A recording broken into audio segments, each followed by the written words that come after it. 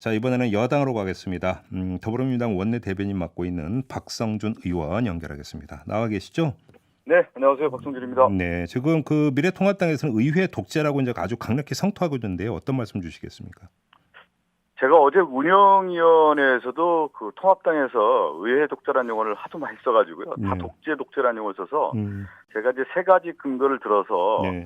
독재란 말이 성립되지 않는다는 얘기를 했습니다. 음, 첫 번째는 우리가 민주주의 얘기를 할 때 독재와 구분할 때 삼권 분립, 권력 분립이 돼 있냐를 먼저 따지게 되는데요. 음, 입법, 사법, 행정이라고 할 때 우리나라는 권력 분립이 잘 돼 있다는 얘기고, 두 번째는 이 선거가 부정이 됐느냐에 대한 부분을 따지게 됩니다. 독재와 민주국가에 있어서. 우리나라 같은 경우는 절차적 정당성이라고 하는 선거가 아주 원만하게 치러지고 세계 모범이 되지 않습니까? 네. 이럴 때 우리나라를 보고 독재국가라고 누가 칭하겠습니까? 그리고 세 번째가 매우 중요한데요.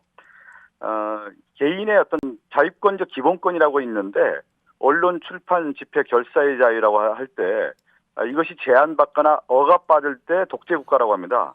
근데 어제 국회 운영위원회에서도 모든 야당의 의원이 표현의 자유가 만끽하면서 모든 얘기를 할 정도로 우리나라가 민주국가라는 것은 그만큼 이제 증명이 되는데, 야당이 의회 독재라는 용어를 쓰는 것 자체가 성립되지 않는다, 이렇게 말씀드리겠습니다. 알겠습니다. 이제 그 지금 세 예, 가지로 말씀하셨는데 야당이 의회 예. 독재라고 얘기는 쓴 의회 안에서의 어떤 독재적 행태, 그러니까 너무 일방적이고 토론의 기회도 보여하지 않는다. 아마 이런 차원에서 의회 독재를 이야기하고 있는 것 같은데요. 그 얘기도 좀 언급할 필요가 있는 게요. 네. 지금 21대 국회가 출범하면서부터 원구성이라든가 상임위 구성이라든가 또 임시국회 이런 절차적 과정에서 야당이 실질적으로 참여를 하지 않았고요. 또 링 밖에서 자기들의 목소리만 냈지 네. 실질적인 링 아니라고 하는 의회 차원에서의 과정들을 제대로 지키지 못했습니다. 그리고 모든 법안이라든가 이런 내용에 대해서 발목 잡기라든가 사실은 적극적인 참여를 하지 않았기 때문에 오히려 야당이 의회를 무시했다, 이렇게 볼 수 있습니다. 알겠습니다. 좀 더 구체적으로 네. 들어가면 지금 야당의 논리는 네네. 이런 거거든요. 자, 상임위에서 법안 소위를 구성을 해서 여기서 정밀 심사를 해야 되는데 네네네. 왜 법안 소위를 가동을 하지 않느냐 이런 문제 제기입니다. 어떤 말씀 주시겠습니까? 그동안에 이제 입법 지연에 대한 부분들이 계속 있었어요. 예를 좀 들어볼게요. 공수처 후속 입법과 관련된 내용이 있었지만 야당에서도 상당히 이제 목소리를 냈던 내용인데, 네. 국회법이라든가 국회 청문회법이라든가 국회 공수처 운영규칙 이 세 가지 법안에 대해서 원내의 수석끼리 협의를 그동안 해왔었습니다. 네. 이 얘기는 뭐냐면 7월 임시국회가 지난주에 원내 교섭단체 연설 대정부 질문이 있었지 않았습니까? 네. 그래서 이것을 처리하기 위해서는 7월에 임시국회에서 처리하기 위해서는 월, 화, 수 안에 처리를 해야 된다라고 충분히 저희가 이제 제안을 드렸는데, 야당의 미래통합당에서는 이 시한을 넘기려고 계속 지연 전략을 써왔던 겁니다. 네. 그래서 어제 운영위원회를 열어서 공수처 후속 입법을 처리했는데, 이 입법은 뭐 큰 내용을 담고 있는 게 아니에요.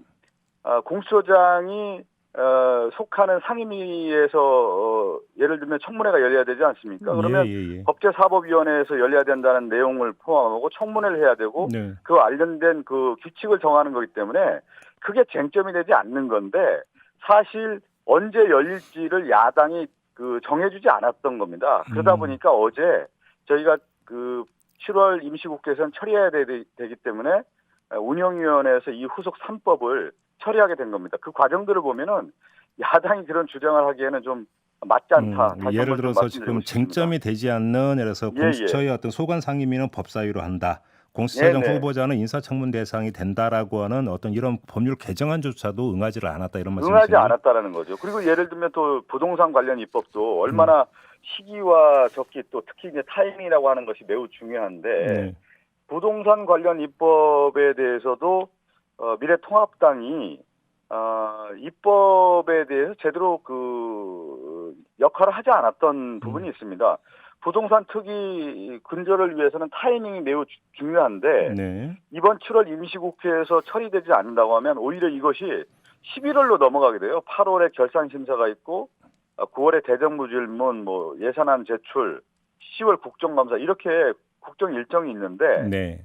부동산 투기 근절에 있어서 조속한 시행을 위해서는 이번 7월 임시국회에서 처리해야 되는데 야당이 이 부동산 입법에 대해서 문제가 있다고 하면서 계속 발목을 잡고 있다 보니까 민주당 입장에서는 시기적으로 볼 때 빨리 조속히 처리해야 된다는 생각을 갖고 이번에 처리하게 된 그러니까 겁니다. 바로 그 지점인데요. 지금 미래통합당의 예. 주장은 이런 것 같습니다. 그래서 이제 네네네. 지금 그 민주당이 이제 그 상임위나 법사에서 이제 통과를 시켰던 부동산 세법 관련 개정안이라든지 임대차 3법이라든지 공수처 3법 이런 어떤 쟁점 법안을 제외한 나머지 같은 경우는 그 상임위별로 법안 소위에서 그 논의를 하고 있는데 이런 부분들 같은 경우는 법안 소위를 가동하지도 않고 바로 그러니까 이렇게 그 처리를 해버린다라는 이야기는 토론 자체를 배제하는 거 아니냐, 일방적인 거 아니냐, 이게 미래통합당의 주장이거든요. 아니 그거는 좀 그 앵커께서도 뭐 짚으신 내용과 좀 별개 문제로요. 지금 이제 가장 큰 쟁점이 됐던 것 중에 하나가 뭐냐면 기재위의 부동산 이제 세법과 관련된 부분 아닙니까? 네네.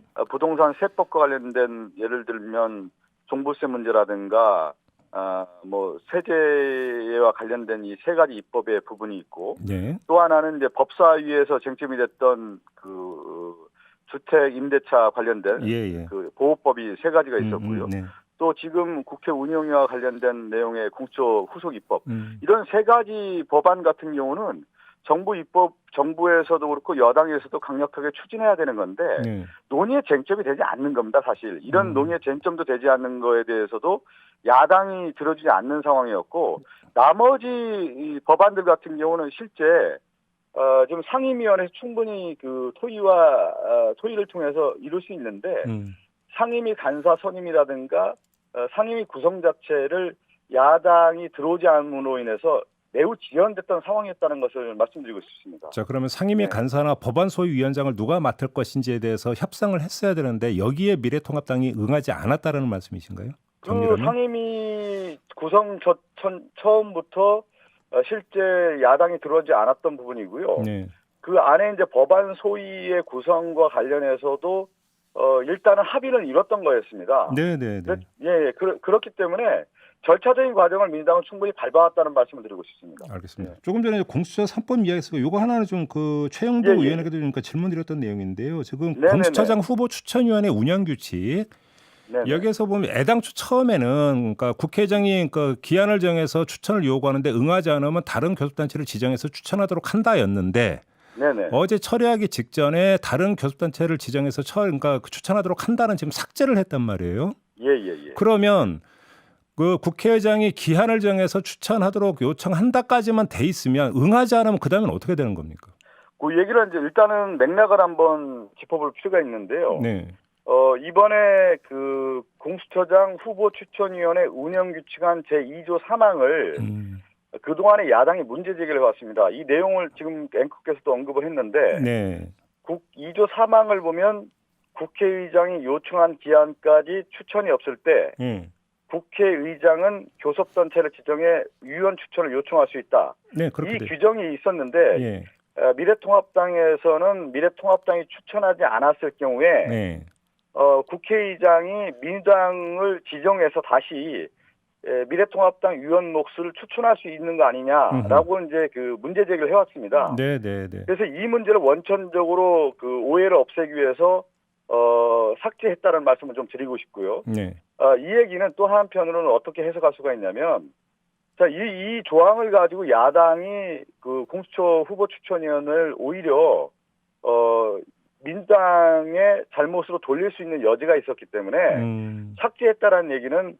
오히려 적극적으로 후보위원을 추천을 하고 협상에 임해야 된다라고 하는 내용을 담고 있다. 행간의 의미는 그렇게 해석할 수도 있는 겁니다. 거기까지는 알겠는데요. 그럼에도 불구하고 미래통합당이 국회의장이 정한 기한 안에 추천을 안 하면 어떻게 되느냐라는 걸 질문드린 겁니다. 그 얘기는 이제 어제도 계속 질문이 들어왔는데 김태년 원내대표께도 제가 질문을 좀 드렸어요. 야당이 계속 안 들었을 경우 어때? 그렇지만 여야에 관련된 부분은 이 공수처장 후보 추천 2명을 지금 법적으로 야당이 추천하게 돼 있기 때문에 추천할 때까지 여야 합의를 최대한 노력하겠다 이렇게 말씀하시더군요. 추천 그냥 기다린다 추천할 때까지. 일단 추천할 때까지는 기다려야 된다.